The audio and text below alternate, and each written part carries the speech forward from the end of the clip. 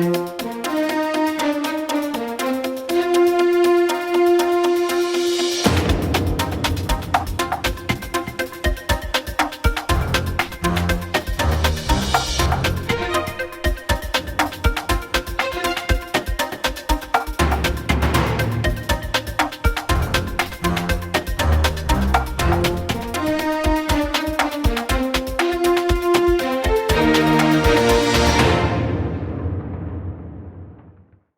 don't know what it will be like in 50 years' time, or what it will be good in relation to. We may be too hot, I don't know, but we have a good climate. We have a remarkable climate. Believe me, I'm coming from freezing 2 days ago. Transportation.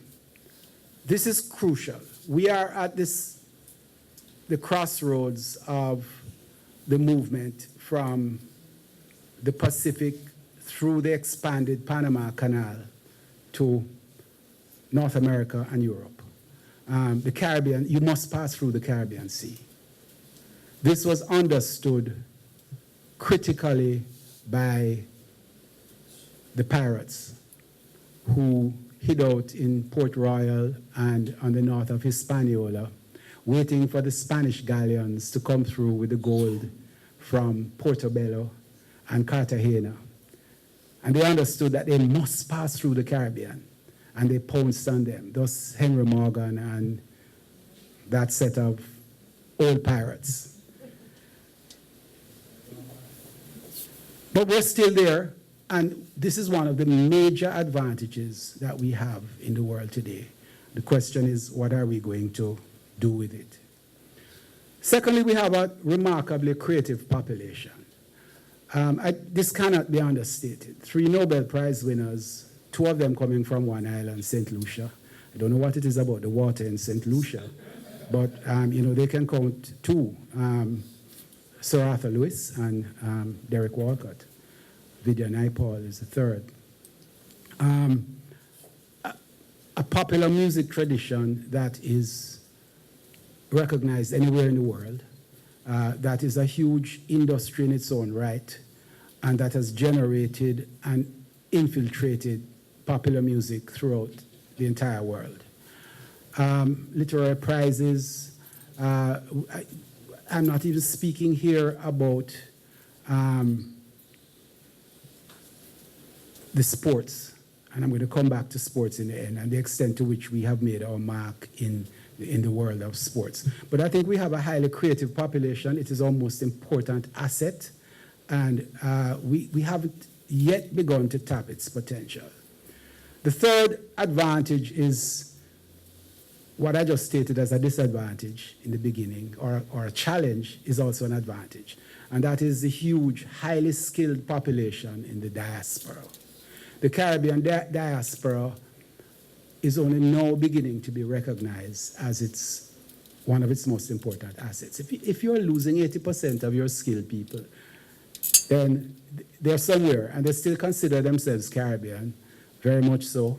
In some islands, they support the island population through their remittances. In Jamaica, Guyana, and Haiti, the largest single source of foreign exchange now doesn't come from minerals or tourism, but from the remittances of their citizens living in the metropolitan countries. But aside from raw remittances, and we can discuss perhaps in the question and answer the contradictions in this. Aside from remittances, there are the skills. There are the tremendous pool as of yet classified skills that are out there that we have to find a way to harness for the development of the region. And size. A while ago I said that size was a negative in some respects, but size is also a huge positive.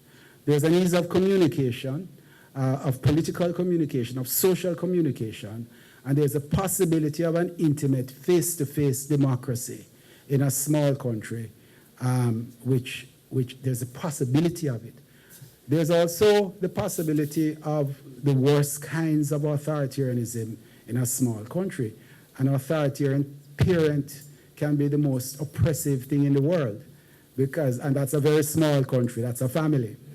So imagine what can happen. But there is a possibility of an unprecedented democracy that we can develop in a place like the region that we live in. I want to move on a little bit to talk a little bit about education and how it fits into this, because that was the title of my talk. We have, as a region, spent relatively large sums of our gross domestic product and percentages of our budget on education. And in many instances, the case of Barbados, Trinidad and Tobago, Jamaica, surprisingly, we are comparable with the OECD in the percentage of our budgets. Of course, we're much poorer countries, and therefore that percentage doesn't mean the same thing. But nonetheless, this is a reality. But the results are unsatisfactory. Recent statistics from the CSEC, for example, show that as a region, in 2010, only 66% of candidates in the CXC, the grade 11 exam, the fifth form exam, we would say, achieved satisfactory grades. But more critically, only 20 to 30% of the age cohort, that is the people who could sit those exams, actually sat the exams. So the remaining 70 to 80% were out of the system entirely. And the success rates, which are not very good among those who sat, are only the success of a smaller part of the entire age cohort that could potentially sit those exams. And this is a notable figure. And of course, our economies remain mired with little growth, and will be the slowest to recover from the recession of 2007-8. The Caribbean is far more sluggish in its recovery than either South or Central America. And this has huge implications for education in particular, because even if we spend high percentages and there's little growth and there's austerity and the budgets are being cut back, then the amount that is actually being spent on education is going to be not so important. So what are some of the problems that we face in the Caribbean educational system? If we think about, and the trend of my thoughts is that if we think about some of the issues that we need to be looking at to take us forward into the 21st century, then we have to think about the extent to which the Caribbean educational system is providing us with the cadres that will be able to think through and implement these new approaches. Even if we're losing 80% of them to migration, maybe the remaining 20% will be thinking about these things and making a difference. The problem, though, is that, and this is from a good friend and colleague, Anne Hickling Hudson, who did a very interesting piece of research in which she argues that if we look at the Caribbean educational system as a whole, it is perhaps not suited to achieve these sorts of objectives. She argues that it stratifies the educational system into a small number of very elite schools that produce outstanding graduates, but then there are a large number of not so elite schools that don't do very well. And thus, as said in my bullet points, produces a tiny elite sector and a large poorly trained majority. It fails to address different language backgrounds in assessment. And she's referring here more to a typical case like Jamaica, where there is English is a formal language, but there is a Creole patois, which the majority of people speak, but which isn't recognized as a formal language. And therefore, there is no attempt to teach people in a way that they learn English as a separate language. This may not be the problem in St. Martin, and I suspect it is not, but it is a problem which Hickling addresses in her study. But I leave it open for you to correct me if my suspicions are wrong. And finally, she goes on to say that we use selective exams too early in the game, and we overemphasize exams anyway. And Hickling Hudson concludes that the problem in the Caribbean is related to an authoritarian pedagogical style, which focuses on learning by rote and not on questioning and not on innovating.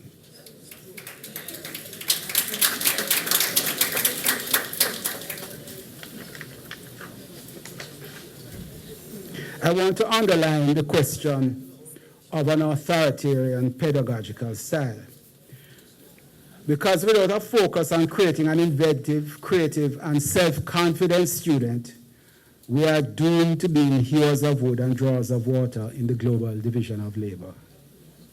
So, with our education, Didicus Jules, who headed the Caribbean Examination Council for many years and is now director of the Organization of Eastern Caribbean States, by the way, one of the very bright stars in a dark firmament of Caribbean integration is the Organization of Eastern Caribbean States. I don't know how many people know that Martinique has just joined the Organization of Eastern Caribbean States as an associate member. Even though Martinique retains its relationship with France, it is also moving full speed to integrate itself into the Caribbean. And this is a very important development. But I'm not talking about the OECS right now. In an important 2010 paper, Jules suggests some of the directions that we need to take in education.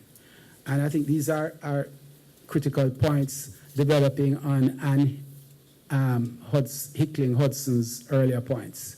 We need to agree on a common philosophy of education. We need to establish a seamless educational system. That is one that doesn't stratify in the way in which Hickling Hudson suggests. The third point I think is the most important point. We need to make learning fun. Learning in the present context is by rote in an authoritarian manner is a burden. You want to get out of the classroom to where the fun is. We need to find a way to make learning fun. And we need to attune our assessment to key competencies and global competitiveness. I want to suggest then that if we are to find the ways to enter the world of the 21st century, a world of great challenges, but also not one without opportunities, then we're going to have to create an educational system that will help develop a new Caribbean person who would necessarily have to incorporate the following elements through the educational system and through other means. This person would have to be knowledgeable about the region and the world, about the region first and the world, highly competent in the technologies of the present and aware of the changes taking place for the future. And we'd have to create a person, a creature, if you will, who is confident, creative, and flexible. Okay, so what are the kinds of options that this confident, creative, and flexible creature that we are trying to create would perhaps think through? And I'm going to put some options on the table, and hopefully we can begin, maybe here, to begin to think through some of the options. Post-beach tourism. Tourism will remain a critical part of our economies, but tourism associated with health, tourism associated with sports, integrated cultural industries. My own interest is in seeing the Caribbean become an integrated center for world music. The example I always use, and I used it when speaking with the board of the Social and Economic Council earlier yesterday, was what made Hollywood Hollywood. Hollywood is an unlikely place to develop a film industry. It was, at the time in the early 20th century, it was a dusty town on the west coast of the United States, far away from the industrial centers on the east. And yet it became Hollywood. It became this remarkably powerful, glittering center of cinema for the entire world. There were no already in place traditions of making film. There was no drama. Drama was on Broadway, on the East Coast. But it emerged. What made Nashville the center for country music? It's an even more unlikely place. This little two-bit hick town in the South emerges as a powerful industrial center. And what does it mean to be an industrial cultural center? It means that you don't only produce artists, or artists don't only come there, but you produce the sheet music, you produce the instruments, you attract companies that make, in contemporary times, computer-driven instruments. And they come there because this is a center, because it has a magnetic force, because everybody wants to be there. And you provide the opportunities for them to realize their artistic potential in that place. I want to suggest that one of the real possibilities of the Caribbean is an integrated cultural industry, located not in one place, but in a number of places, and providing a set of opportunities linking backwards and forwards into the music industry, both as inputs and as outputs, that starts with advantages that Hollywood never had, because we already have an imprint in the world that at the beginning of Hollywood, Hollywood did not have. And we are already imprinted. The names are well known, the artists are well known, their music has gone far beyond the boundaries of the Caribbean. So that is certainly one here. The integrated sports industry follows the exact same game pattern as the cultural industries. Our name in sports is big, and I'm going to come back to that in concluding.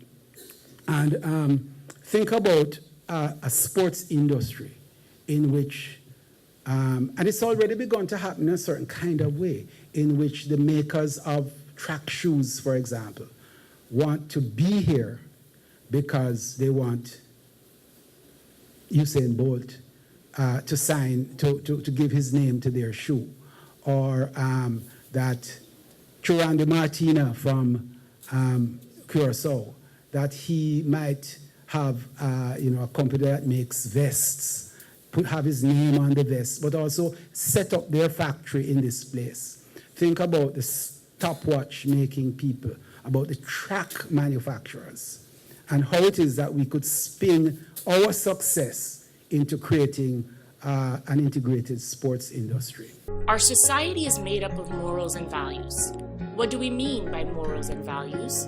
Morals are also called principles. Morals are habits with respect to right or wrong conduct. Morality is ultimately a personal compass of right and wrong. Values are standards or ideals. Values are important and lasting beliefs shared by the members of a culture about what is good or bad and desirable or undesirable. Values have major influence on a person's behavior and attitude and serve as broad guidelines in all situations. One important result of morals and values is integrity. Without morals and values, there can be no integrity. The word integrity is much used in our society of late. That is understandable, because integrity is one of the main building blocks of a well-functioning democracy. Without integrity, corruption can take hold of a community. Corruption is defined by Transparency International as the abuse of entrusted power for private gain. The gain can be either financial or non-financial. In a worst-case scenario, extreme corruption could lead to poverty and could be the cause of hardship. An impoverished community can quickly turn chaotic and unstable. This scenario should make it clear that the fight against corruption is necessary. More importantly, every one of us, as citizens, must take responsibility for this fight. We should all be concerned about the spread of corruption, which can be compared to a virus capable of crippling government, discrediting public institutions and private corporations, as well as having a devastating impact on the human rights of populations. In solar geothermal energy, shared power grids that would not only address questions of or power needs, which aside from Trinidad and Tobago in the Antillean Caribbean, none of us have significant power reserves of the traditional carbon kind. But it would address both those power needs, as well as, of course, set up industries in their own rights that that are also environmentally friendly. So that's another opportunity, an option that our highly creative, highly innovative, new cadre of graduates from high school could be thinking about. And the final one is, of course, Caribbean shipping and services. And we've already mentioned the fact that our location is perfect. Some initiatives are now being taken in different parts of the Caribbean, but in a totally uncoordinated way. Everybody's trying to build a logistics hub and a deep water port. So Jamaica is trying, Cuba has already done it, Bahamas is on the way. Panama is doing it at Colon on the Atlantic side to take their own ships coming out of the deep port. And it sounds as though Panama will win out because, if you're right there in Colon and you have the transshipment right there, why go to Jamaica or why go to Cuba? Anyway, the point I'm making here is that the opportunities exist, but the Caribbean is approaching this in them competing against each other instead of envisioning themselves as a united region, maximizing benefits, sharing benefits, finding where the best opportunities exist and operating in that way.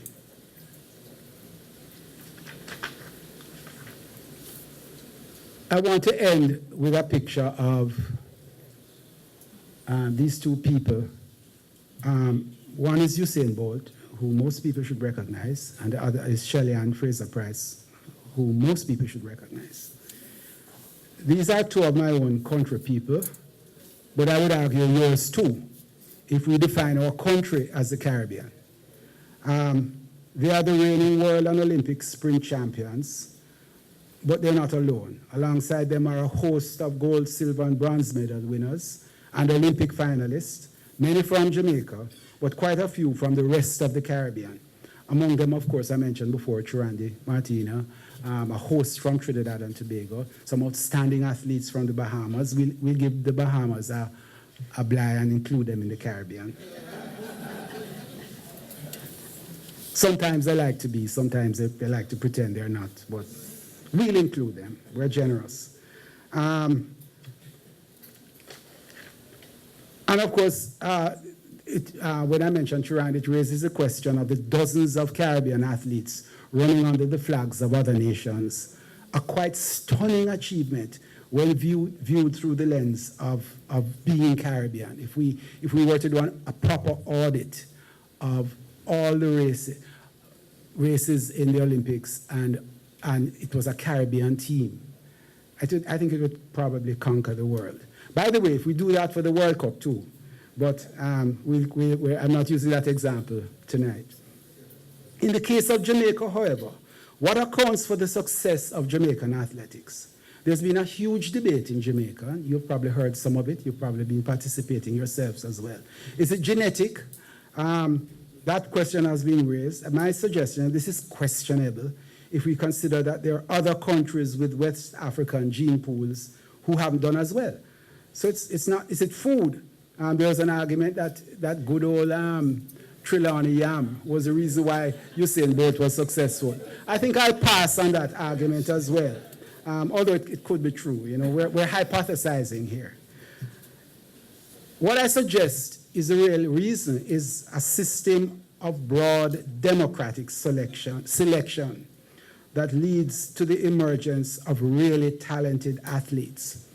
there's a primary, secondary, and tertiary system based on largely on voluntary effort. The secondary school championships is a world-class event that attracts recruiting teams from across North America and Europe. It is broad, democratic, and transparent in the process of selection, and thus the possibility of success, including at the end of it, education and economic improvement. And that this is what has allowed the athletic system in Jamaica to soar and produce outstanding athletes like these two that we have in front of us. Ironically, as suggested by Hickling Hudson, the strictly academic educational system, which operates in the same physical space, the same school compound, has not performed as well and remains stratified, producing excellence only at the topmost spheres and poor performance below it. The lesson, it would seem, is to learn the lessons of democracy and transparency that are present in the athletic system and use it as a template for success, not only in the educational system, which will produce the creative geniuses that will transform Caribbean economics and policy in the future, but also as a metaphor for how we approach the future and the recognition that as diminutive as we may be, together we can conquer the world. Thank you.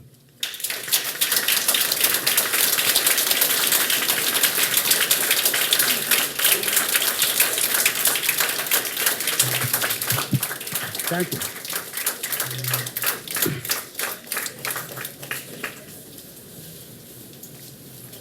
Okay.